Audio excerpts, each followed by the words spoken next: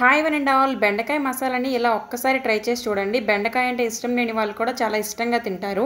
నేను ఈ రెసిపీని మా అక్క దగ్గర నుంచి అయితే నేర్చుకున్నాను. ముందుగా ప్యాన్లో కొంచెం ఆయిల్ తీసుకుని మీడియం సైజులో కట్ చేసుకున్న బెండకాయలను అందులో వేసి ఒక 50 to 60% ఉడికేంత వరకు బాగా ఫ్రై చేసుకోవాలి. బెండకాయలు సగంకి ఎక్కువగా ఉడికిన తర్వాత తీసి ఒక పక్కన పెట్టుకోవాలి. ఇప్పుడు అదే ప్యాన్లో పోపు దినుసులన్నీ వేసుకొని ఉల్లిపాయ, కరివేపాకు అన్నీ వేసిన తర్వాత ఉల్లిపాయ గోల్డెన్ కలర్లో మారిన తర్వాత అందులో సన్నగా కట్ చేసుకున్న టమాటాలను వేసి ఉప్పు, పసుపు, కారం వేసి ఒకసారి బాగా కలిపి మూత పెట్టి మగ్గనించుకోవాలి.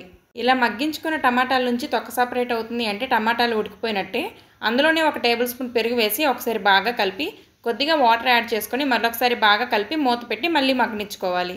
ఈ బెండకాయ మసాలాలో పెరుగు వేయడం వల్ల చాలా మంచి టేస్ట్ వస్తుంది. గ్రేవీ కూడా థిక్గా ఉంటుంది. మూత తీసి చూసేసరికి పైకి ఆయిల్ తేలినట్టు ఉంది అనిపించేటప్పుడు బెండకాయ ముక్కల్ని వేసి బాగా కలిపి గరం మసాలా, ధనియా పౌడర్ వేసి ఒకసారి బాగా కలుపుకుంటే ఎంతో టేస్టీగా ఉండే బెండి మసాలా అయితే రెడీ అయిపోతుంది. Bye bye.